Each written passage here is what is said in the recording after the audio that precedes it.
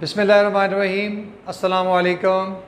I am Sir Rehan and you are watching my YouTube channel, The Experts Academy Official. Dear students, today's video is very important because I am going to tell you the most important MCQs for the exam 2022. So, आज के जी इस video में मैं आपको आने वाला exam जो है 2022 जो है उसके बारे में, ख़ास तौर पे जो इंग्लिश का पेपर है उसमें आने वाले MCQs जो हैं उसके बारे में जो है बताने जा रहा हूँ। और ये बहुत इंपॉर्टेंट MCQs हैं।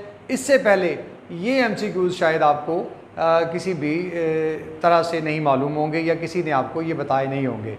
तो इनको सीखने के लिए आपको मेरी वीडियो को जो है वो शुरू से आखिर तक जो है वो देखना है ताकि आपको ये सही तरह से जो है वो समझ में आ जाए। तो इंशाल्लाह इनको समझने के बाद आप अपने इस पेपर के इस पोर्शन में जो MCQs का पोर्शन है उसमें इंशाल्लाह ताला जो है वो फेल नहीं होंगे, बल्कि अच्छे मार्क्स लेके जो है वो इसमें इंशाल्लाह पास होंगे। बल्कि यूँ कह लें कि you can get 100% marks in that portion. Students, ये वो सेंटेंसेस हैं जो बहुत अहम हैं आने वाले जो है इस एग्ज़ाम के लिए जो 2022 में हो रहा है। और ये गारंटी 100% गारंटी के साथ ये बात मैं कर रहा हूँ कि ये सेंटेंसेस आपको किसी और वीडियो में जो है वो नहीं मिलेंगे, ना ही आपको कोई ये सेंटेंसेस बताएगा। ये वो सेंटेंसेस है जो आपकी कामयाबी के लिए भी 100% ज़रूरी हैं। तो इनको आपने बहुत अच्छी तरह से जो है समझ लेना है और इस वीडियो को टिल एट द एंड जो है वो देखना है ताकि आपको ये सारी बात जो है अच्छी तरह से जो है वो समझ में आ जाए और इंशाल्लाह आप जो है वो 100% जो है पेपर के इस पोर्शन में जो है वो 100% नंबर जो है वो हासिल कर लेंगे। तो चलिए शुरू करते हैं, आओ मेरे नाल। चलिए हम आगाज़ करते हैं कि rules for correct formal verbs क्या हैं। तो फर्स्ट सेंटेंस को जो है वो हम देखते हैं, शी डैश सिंस मॉर्निंग। तो याद रखिएगा जहाँ पे सिंस आ जाए या फॉर का इस्तेमाल हो, for 2 days, for 7 days, for 3 months, for 4 years आ जाए, ऐसे वर्ड्स आ जाएँ, उसमें जनरली ऐसा होता है कि has been, have been, had been के साथ फोर्थ फॉर्म ऑफ वर्ब का जो है वो इस्तेमाल किया जाता है। तो अब अगर इसमें गौर करें तो यहाँ पे स्लीप, स्लीप्स, स्लेप्ट और हैज़ बीन स्लीपिंग, जैसे कि मैंने अभी बताया, तो ये जो है वो हैज़ बीन स्लीपिंग जो है that will be the correct answer, वो इसका जो है वो सही आंसर होगा। तो यहाँ मैं आपको ब्रीफली जो है ये समझा रहा हूँ, डिटेल से इंशाल्लाह ताला मेरी आने वाली वीडियोस में आप जो है टेंसेस को जो है वो समझेंगे और वो आपके लिए बहुत बेनिफिशियल होंगी। नेक्स्ट है जी, it dash to rain 1 hour ago। इसमें एन आर एगो जो है ये हमें इशारा दे रहा है कि 1 घंटे पहले की बात है, तो ये पास्ट इंडेफिनिट टेंस बन गया। तो उसमें पास्ट इंडेफिनिट टेंस में हमेशा सेकंड फॉर्म ऑफ वर्ब होती है। तो उसमें हम देखते हैं कि यहाँ पे सेकंड फॉर्म ऑफ वर्ब कौन सी है, बिगिन्स, बिगैन, बिगन और हैड बिगन। तो ये बिगैन जो है ये सेकंड फॉर्म ऑफ वर्ब है, इसका मतलब है कि इसका करेक्ट ऑप्शन जो है वो बिगैन है। देन हम देखते हैं थर्ड सेंटेंस को, द कायदे आज़म डैश वेरी हार्ड। याद रखिएगा इस रूल को कि वो पर्सनैलिटीज़ जो अब इस दुनिया में नहीं हैं, they have gone away, they have passed away, वो गुजर गई, दुनिया से चली गई, उनके लिए उनके मुतल्लिक़ जब भी कोई जुमला पूछा जाएगा उसमें हम हमेशा पास्ट टेंस इस्तेमाल करते हैं और पास्ट टेंस में सेकंड फॉर्म ऑफ वर्ब जो है वो इस्तेमाल होती है। तो हम ये हमारे लिए ऐसे जेस्चर्स हैं, ऐसे इशारे हैं जिनसे हम आसानी से समझ सकते हैं कि कौन सी जो है वो करेक्ट फॉर्म है जो हमने यहाँ पे प्लेस करनी है। तो कायदे आज़म चूँकि इस दुनिया में हम नहीं है रहमतुल्लाह अलैह, तो हम यहाँ पर लिखेंगे Quaid e Azam worked, second form of verb है ये, तो यहाँ पे आ जाएगा जी work, Quaid e Azam worked very hard, correct. Then जो है she dash her cat very much, general sentence है कि वो अपनी बिल्ली से बहुत ज़्यादा मोहब्बत करती है। प्रेजेंट इंडेफिनिट टेंस और प्रेजेंट इंडेफिनिट टेंस में हमेशा फर्स्ट फॉर्म जो है वो इस्तेमाल होती है और अगर सिंगुलर, अगर जो सब्जेक्ट है वो सिंगुलर होगा तो उसके साथ फॉर्म ऑफ वर्ब के साथ एस या ई एस का इजाफा होगा। तो वो ये भी आसान हो गया, she loves her cat very much.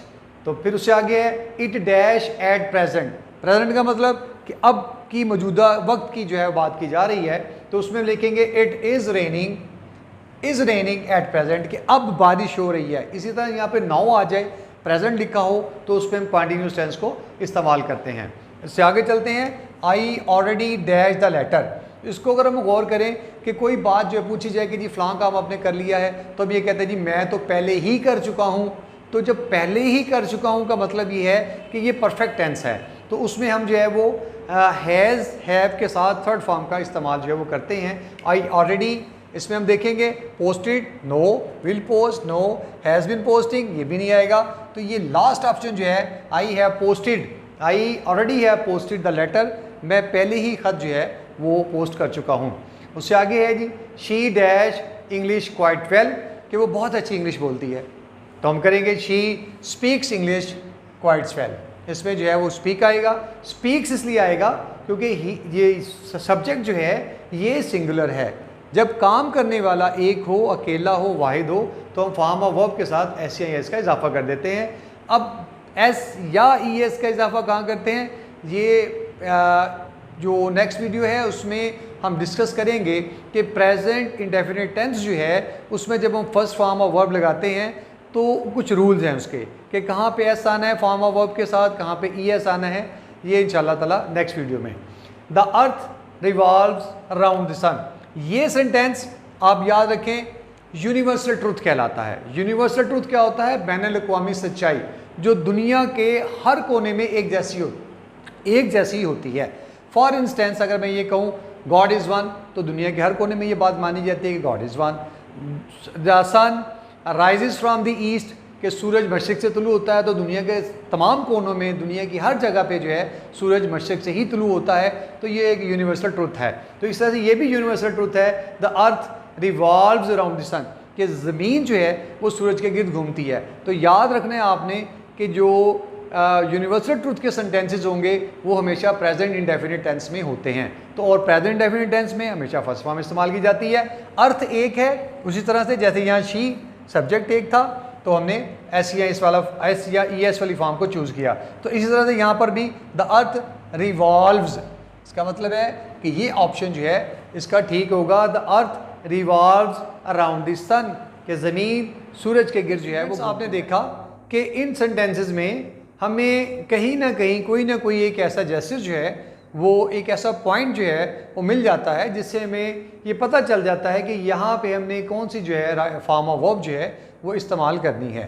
मसलन अगर हम इसी अगले जुमले को जो है वो देख लें तो इसमें भी ये नज़र आता है I dash him next Monday, तो ये नेक्स्ट मंडे जो है ये बता रहा है कि ये फ्यूचर की जो है बात की जा रही है। इसी तरह से जहाँ पर भी ये नेक्स्ट का लफ्ज़ आप इस्तेमाल होगा तो आपके ज़हन में फ़ौरी तौर पे ये आ जाना चाहिए कि यहाँ विल शेल वाली फॉर्म जो है वो आएगी। तो यहाँ अगर हम गौर करें तो विल शेल वाली फॉर्म कौन सी है, शैल सी, तो इसका मतलब है आई शैल सी हिम नेक्स्ट मंडे, तो ये इसका करेक्ट ऑप्शन है। उससे आगे देखते हैं, they dash T every morning, every evening, every day, ये बात हमें ये बता रही है कि ये काम जो है हैबिचुअली जो है वो किया जाता है, आदतन जो काम किया जाता है। जैसे अगर मैं ये कहूँ ये फ़लाँ काम जी मैं हर रोज़ ये करता हूँ, मैं हर रोज़ नहाता हूँ, मैं हर रोज़ सैर को जाता हूँ, मैं हर रोज़ ख़त लिखता हूँ, मैं हर रोज़ खाना खाता हूँ, तो ये सारे एग्जाम्पल जो हमें ये समझा रही हैं कि ये प्रेजेंट डेफिनेट टेंस है। और प्रेजेंट डेफिनेट टेंस में डेफिनेटली जो है वो फर्स्ट फॉर्म ऑफ वर्ब जो है वो हम इस्तेमाल करते हैं। तो दे टेक टी, टेक्स क्यों नहीं आएगा, इसलिए कि काम करने वाला यहाँ पे सिंगुलर नहीं है, सब्जेक्ट जो है वो प्लूरल है। तो they take tea every morning, the court dash its verdict on Monday next. फिर उसी तरह जो पहले हमने यहाँ सेंटेंस नंबर 9 में कहा था कि जहाँ पर भी नेक्स्ट आएगा वहाँ पे विल शेल वाली जो है वो फॉर्म यूज़ करेंगे। तो अगर हम इस पर भी गौर करें, यहाँ पर भी मंडे नेक्स्ट आ गया तो हम करेंगे जी will give, the court will give its verdict on Monday next.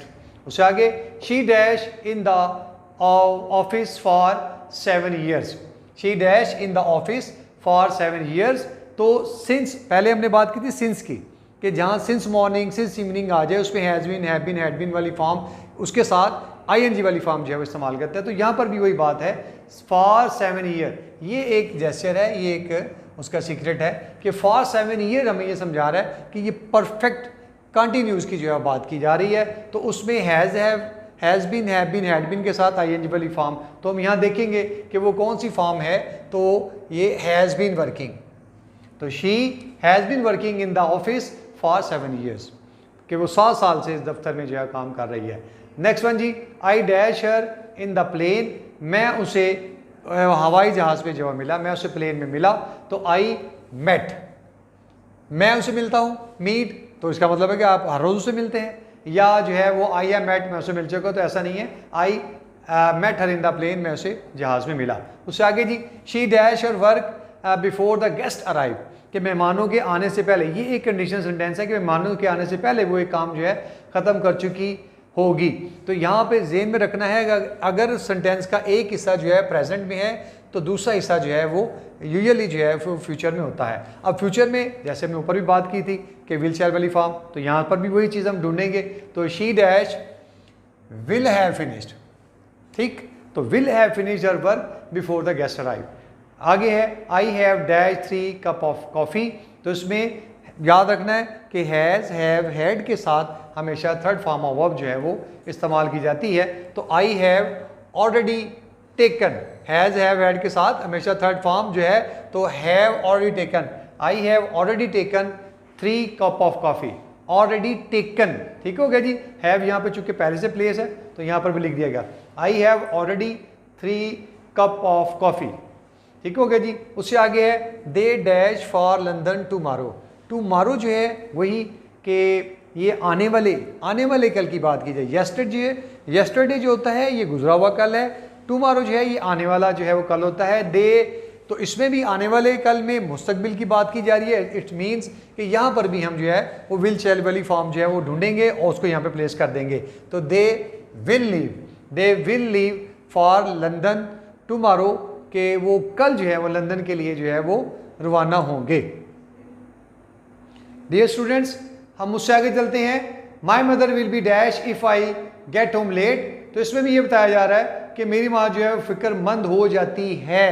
तो इसका मतलब है कि हम ये भी देखते हैं कि ये भी ऑलमोस्ट जो है वो एक कंडीशनल सेंटेंस है, जो है शर्तिया जुमला है, जिसमें एक बात का असर दूसरी बात पे जो है वो रहा है। तो उसमें करेंगे माई मदर विल बी एंशियस, मेरी माँ जो है वो मुतफिकर हो जाती है अगर मैं घर लेट से आता हूँ। और ये एक नेचुरल बात है कि हर माँ जो है वो मुतफिकर होती है जी। उससे आगे देखते हैं I dash you ride my bike if you like, ये कंडीशनल सेंटेंस है। और कंडीशनल सेंटेंस जो होता है उसके दो हिस्से होते हैं। यहाँ हम देखते हैं कि इसमें ये उसकी फर्स्ट जो है वो कंडीशनल सेंटेंस है। यहाँ हम देखेंगे कि I dash you ride my bike if you like, इसमें एक हिस्सा जो है वो प्रेजेंट इंडेफिनिट टेंस का होता है और एक हिस्सा जो है वो फ्यूचर इंडेफिनिट टेंस का होगा। तो अगर ये इस सेंटेंस पे गौर करें, इफ़ यू लाइक, तो ये लाइक जो है ये फर्स्ट फॉर्म ऑफ वर्ब है जो बता रही है कि ये प्रेजेंट इंडेफिनिट टेंस है। तो इसका मतलब ये हुआ कि हम दूसरे हिस्से में जो है वो फ्यूचर टेंस जो है वो इस्तेमाल करेंगे। और उसके लिए ज़ाहिर सी बात है कि विल शैल वाली जो है फॉर्म यूज़ होती है। I will give you ride my bike if you like, is it. बाज़ शक्ल में, बाज़ सूरतों में ऐसा भी होता है कि वो ये जो है विल वाला सेंटेंस, विल वाला हिस्सा जो है वो दे देता है। तो फिर दूसरे हिस्से में आपने क्या करना है कि वहाँ फर्स्ट फॉर्म ऑफ वर्ब इस्तेमाल करनी है। यहाँ चूंकि उसने पहले जो है यहाँ पे ये दे दिया हुआ है, इस हिस्से में आप गौर करें कि यहाँ फर्स्ट फॉर्म ऑफ वर्ब जो है उसने दे दिया। इसका मतलब है कि यहाँ हम जो है वो फ्यूचर टेंस इस्तेमाल करेंगे। लेकिन जैसे मैंने बताया कि बाज़ औक़ात वो इसको रेसिप्रोकल भी करता है, उस बात को उलट पुलट भी कर देता है कि विल वाला वो हिस्सा दे देता है, हमें जो है वो प्रेजेंट डेफिनेट टेंस लगाना होता है। और इसमें उसने ये किया है कि प्रेजेंट इंडेफिनिट टेंस जो है वो दे दिया है, हमें जो है वो फ्यूचर इंडेफिनिट टेंस को लगाना है। तो इसलिए विल गिव जो है इसका राइट आंसर है। उससे आगे देखेंगे if you had studied hard you dash succeeded, तो ये भी इसी की एक किस्म है, ये पास्ट टेंस में चली जाती है। इफ़ यू हैड बता रहा है कि ये जो है पास्ट है। अब उसी के साथ इसका पास्ट वाला हिस्सा जो है यहाँ पे लगाएंगे, यानी फ्यूचर में जो पास्ट है, फ्यूचर बईद, इसे उर्दू में मुस्तकबिल बईद जो है वो कहा जाता है, दूर की बात। तो if you had studied hard you would have, ये देखिए वुड हैव, हमने विल हैव को चूज़ नहीं किया। वुड हैव को क्यों चूज़ किया? क्योंकि वुड हैव जो है मुस्तकबिल बईद की, फार फ्यूचर की जो है बात कर रहा है, दूर के मुस्तकबिल की बात कर रहा है। तो इसलिए would have, if you had studied hard you would have succeeded, कि अगर तुम मेहनत करते तो कामयाब हो जाते। ये भी एक जो है वो शर्तिया जुमला में आता है। Students, hope you got it all, कि आपने इस सारी बात को, इन सेंटेंसेस को अच्छी तरह समझ लिया।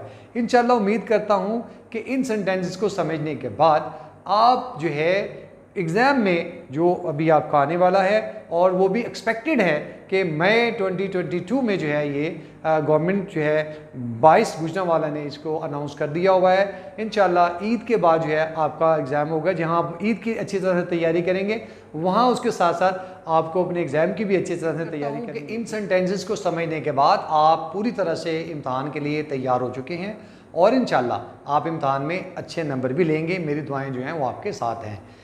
आपका एग्ज़ाम जो है वो मई 2022 में जो है एक्सपेक्टेड है। 22 गुजरांवाला जो है इस बात का जो है वो अनाउंसमेंट जो है वो कर चुकी है। और जहां आप ईद की तैयारी करेंगे, क्योंकि ये आपका इम्तहान ईद के फ़ौरन बाद है, तो जहां आप ईद की तैयारी कर रहे होंगे, साथ साथ आपने जो है वो अपने एग्ज़ाम की तैयारी को भी मद्देनज़र रखना है और उस तैयारी को भी अच्छी तरह से करना है। तो thanks for watching, till the next video, अल्लाह हाफिज़।